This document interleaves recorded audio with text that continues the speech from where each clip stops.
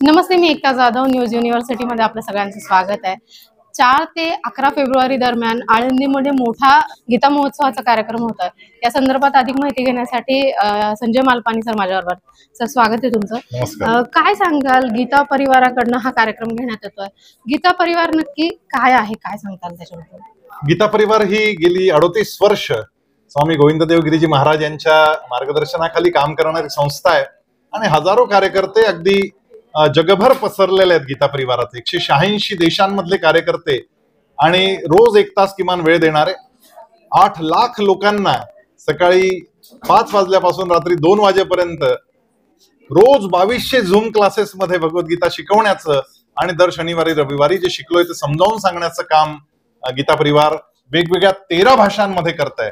आणि या सोबत विशेषतः लहान मुलांमध्ये भगवद्गीतेमध्ये सांगितलेली जी 26 दैवी संपदा आहेत त्या संपदा त्या मुलांमध्ये कशा येतील, हे संस्कारांचं बीजारोपण कसं होईल यासाठी प्रयत्न करणारा हा गीता परिवार आहे.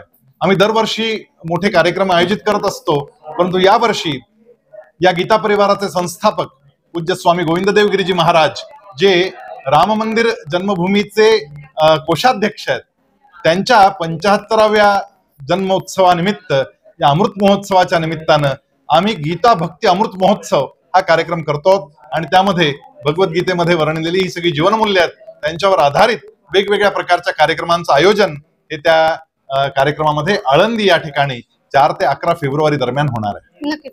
सर, या गीता परिवारामध्ये किती सदस्य आहेत आणि एकूण याचे कार्यक्रम कसे होतात, वर्षभर काय काय चाललेलं असतं? गीता परिवाराचे हजारो कार्यकर्ते आहेत आणि या सगळ्यांना मार्गदर्शन स्वामी गोविंददेव गिरीजी करत असतात.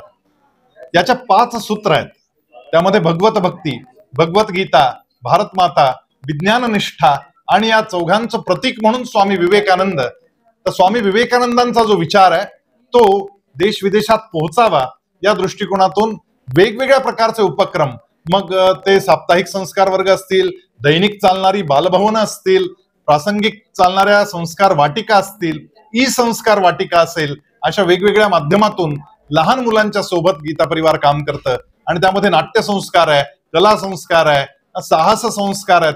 अशा वेगवेगळ्या पद्धतीनं जवळजवळ 85 पुस्तकं या अभ्यासक्रमांची गीता परिवारानं तयार केलेली आहे.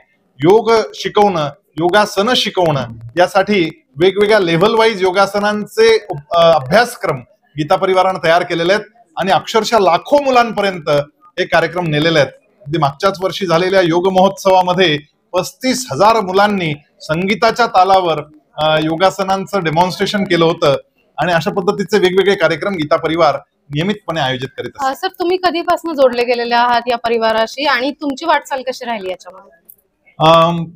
मी अगदी सुरुवातीपासून, कारण आमचे वडील श्री ओंकारनाथजी मालपाणी संगमनेरचे हे स्वामीजींचे परमभक्त होते आणि त्यांच्या सोबतच स्वामीजींनी गीता परिवाराची स्थापना आणि पहिलं शिबिर हे संगमनेरात झालं. त्यावेळेस मी 12वीत शिकत होतो आणि एक कॉलेज मधला तरुण, एक युवक म्हणून सतरंजा घालणं, उचलणं, मुलांना काही लागलं तर करणं, त्यांचे डॉक्टरांकडे नेणं, अशी छोटी मोठी कामं त्यामध्ये मी करत होतो. हळूहळू मला त्याची आवड लागली. ठिकठिकाणी मला शिबिरांमध्ये स्वामीजी सोबत घेऊन जायला लागले. उत्तम कथाकथन त्या माध्यमातून मी शिकलो आणि मुलांना गोष्टी सांगायला शिकलो, मुलांबरोबर गाणी म्हणायला शिकलो, अगदी मुलांना जादू सुद्धा दाखवायला शिकलो. आणि त्यानंतर मी स्वतः संपूर्ण भगवद्गीता कंठस्थ केली, पाठ केली. आणि भगवद्गीतेमध्ये जो विचार आहे तो आजही कसा शाश्वत आहे आपल्या दैनंदिन जीवनामध्ये. माझी पार्श्वभूमी तशी उद्योगाची आहे. 5,500 लोक माझ्या उद्योग समूहामध्ये आमच्या काम करतात, मालपाणी उद्योग समूहात. आणि हे सगळं चालवत असताना आपल्या मनाचे चढउतार हे होत असतात, परंतु मनाची स्थिरता कशी आणायची, बुद्धीची स्थिरता कशी आणायची, हे विजयाचं शास्त्र म्हणजे भगवद्गीता आहे. समुपदेशनाचं शास्त्र म्हणजे भगवद्गीता आहे. उत्तम व्यवस्थापनाचं शास्त्र म्हणजे भगवद्गीता आहे.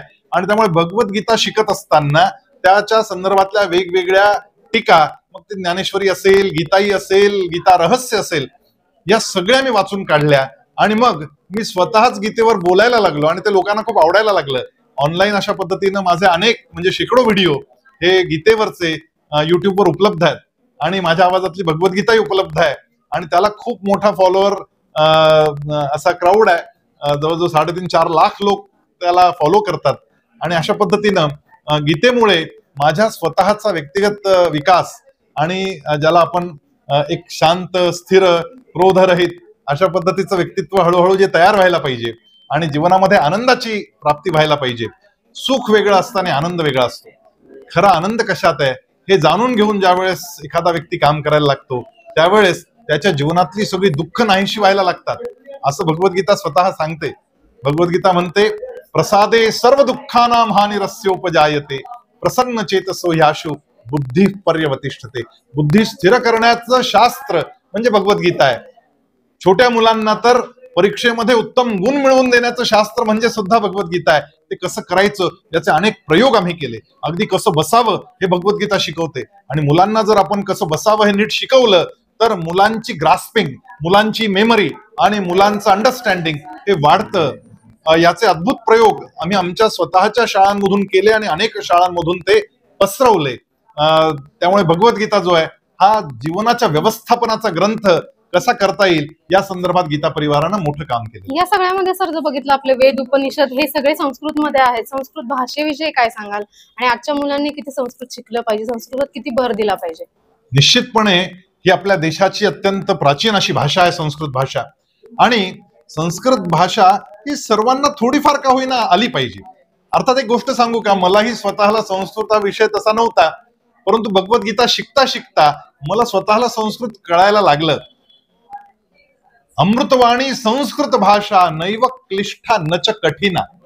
क्लिष्ट पण नाही कठीण पण नाही. आणि विशेषतः आपली जी मराठी भाषा आहे ती मराठी भाषा तर अमृताची पैजा जिंकणारी भाषा आहे.